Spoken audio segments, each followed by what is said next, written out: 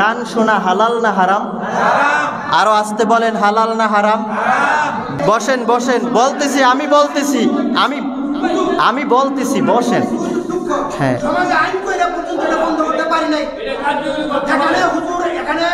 আপনি যেটা তুলছেন অত্যন্ত ভালো একটা বক্তব্য। এখানে এখানে কথা আপনারা আপনাদের কোন অনুষ্ঠানে মিলে আপনারা এই ধরনের গান। আচ্ছা আচ্ছা, আমি বলতেছি, আপনি বসেন বাবা। এজন্য আমার প্রিয় ভাইয়েরা, এই যে গান বাদ্য আমরা শুনি, এটা কি হালাল না হারাম? আরো আসতে কোন, হালাল না হারাম? গান বাদ্য আমরা শুনি কি শুনি না? কথা কয় না, সবাই মনে হয় শোনেন না। গান বাদ্য হালাল না হারাম? তাহলে এই যে আপনি গান বাদ্য শুনতেছেন, গান বাদ্যর স্বাদ আপনি আস্বাদন করতেছেন, তাহলে এটা কি আপনার জন্য ভালো হলো না খারাপ হলো? আরো জোরে বলুন, ভালো হলো না খারাপ হলো?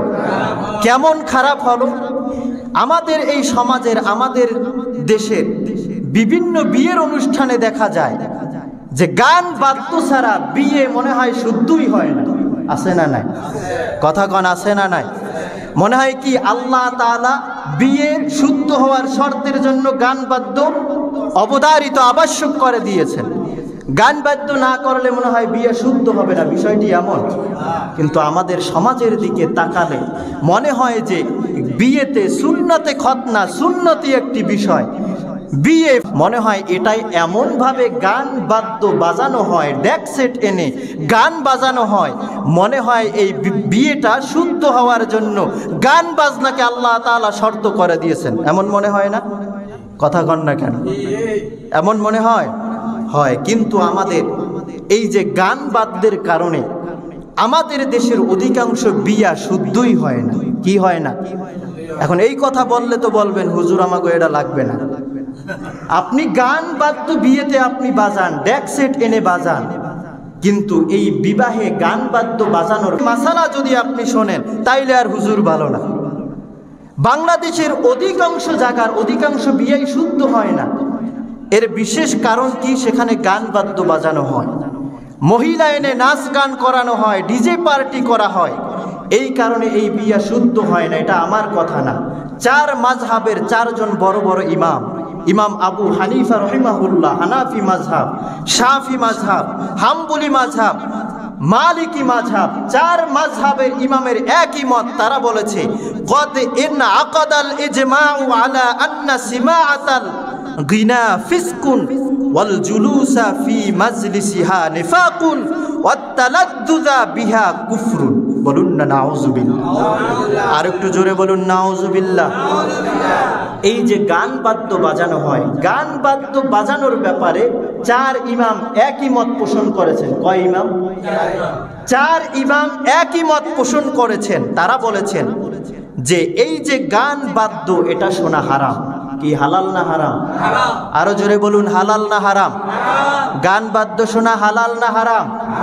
চার মাযহাবের ইমাম একই মত পোষণ করেছেন, গান বাদ্য করা, শোনা এটা হারাম।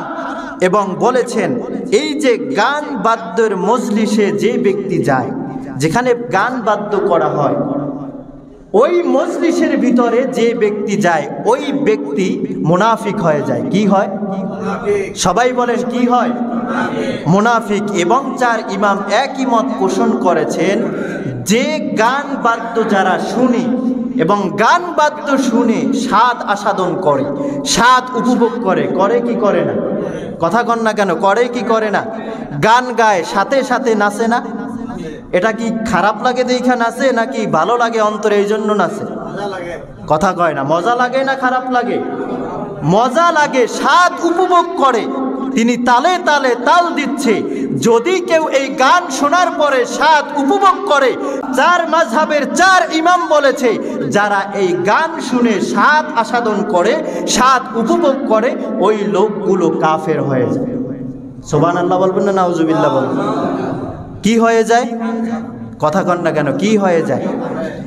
আর যদি বিয়ের যে কোনো কনে পক্ষ অথবা বর পক্ষ, যে কোনো এক পক্ষে তো গান বাদ্য বাজানো হয়, তাহলে যদি মনে করেন বর পক্ষের বর নিজেই যদি এইটা আস্বাদন করে, গান বাদ্যের তালে তালে নাচে, এর মজা উপভোগ করে, তাহলে কি ওই বর ওই যে নতুন যে জামাই উনি কি মুসলমান থাকে না কাফের হয়? কথা কয় না, মুসলমান থাকে না কাফের হয়?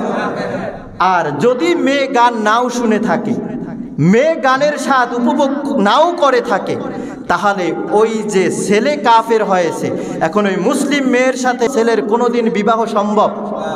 জায়েজ আছে? আরো আস্তে কন, জায়েজ আছে? তাহলে যে কোনো একজন কাফের হয়ে গেল, তাহলে কাফেরের সাথে মুসলমানের বিবাহ বন্ধনে আবদ্ধ হওয়া জায়েজ আছে? আর এদের সাথে শারীরিক সম্পর্কের পর যে বাচ্চা জন্মগ্রহণ করবে, ওই বাচ্চা হালালজাদা হবে না হারামজাদা হবে? কথা কয় না, হালালজাদা না হারামজাদা? আসতে বলেন কেন, ভয় লাগে? কারণ এই দোষে তো আপনারাই দোষী। এমনও মানুষ আছে, আপনারা যেই জোরে জোরে গান বাদ্য বাজান, আপনি রাত্র 12টা 1টা পর্যন্ত গান বাজান, এতটুকু চিন্তা আপনার মাথার ভিতরে নাই যে আমার পাশের বাসায় একটা অসুস্থ রোগী থাকতে পারে, আমার পাশের বাসায় একজন ছোট্ট বাচ্চা থাকতে পারে, এই যে এইখানে কোন দিন জানি বক্স বাজানো হয়েছে, আমার রুমের থাই গ্লাস যে কাঁপে এই আওয়াজ পাওয়া যায়। তাহলে যে ব্যক্তি অসুস্থ, যে ছোট্ট বাচ্চা, ওদের অবস্থা কেমন হয়? কথা কয় না, কেমন হয়? কিস এখানে যারা বসে আছে প্রত্যেকের কথা করেন। আপনি বসেন, আপনি বসেন, সমাজের মধ্যে যাতে আমি হুজুর আপনারা বসেন বসেন, বলতেছি। এই সমাজের মধ্যে যারা এখানে আছে উপস্থিত আছেন, এই সমাজবাসী সবার থেকে এখানে হাত তুলে ওয়াদাল যেন তাদের কোনো অনুষ্ঠানে কোনোদিন গান বাদ্য না বাজে। আচ্ছা বসেন বসেন, বলতেছি। বসেন বসেন, বলতেছি, আমি বলতেছি, আমি বলতেছি, বসেন। হ্যাঁ, সমাজে আইন কইরা পর্যন্ত এটা বন্ধ করতে পারি নাই। এখানে হুজুর, এখানে আপনি যেটা তুলছেন অত্যন্ত ভালো একটা বক্তব্য আছে। এখানে সবারটা এখানে কথা বলেন যে আপনারা আপনাদের কোনো অনুষ্ঠানে মিলে আপনারা এই ধরনের গান বাজনা। আচ্ছা আচ্ছা, আমি বলতেছি, আপনি বসেন বাবা। এজন্য আমার প্রিয় ভাইয়েরা, তাহলে যে কথা বলতেছিলাম, সর্বোপরি এক কথা হচ্ছে, গান শোনা হালাল না হারাম? আরো আসতে বলেন, হালাল না হারাম? তাহলে কাফেরের সাথে মুসলমানের বিবাহ বন্ধনে আবদ্ধ হয়ে জায়েজ আছে? নাই। এখন আপনারা আপনার সন্তানকে কাফের বানিয়ে মুসলমানের সাথে বিবাহ দিবেন, আবার অবৈধভাবে মেলামেশাও করবে, আবার আব্দুল কাদের জিলানিও আশা করবেন, এটা কখনো সম্ভব? কথা কয় না, কখনো সম্ভব? সম্ভব। এজন্য আমার প্রিয় ভাইয়েরা, এই সকল হারাম কাজ থেকে আমরা সকলেই বিরত থাকবো। পারবেন ইনশাআল্লাহ? সবাই বলেন পারবেন ইনশাআল্লাহ? আল্লাহ তাআলা আমাদেরকে সঠিক বুঝ দান করুক, জোরে বলুন আমিন।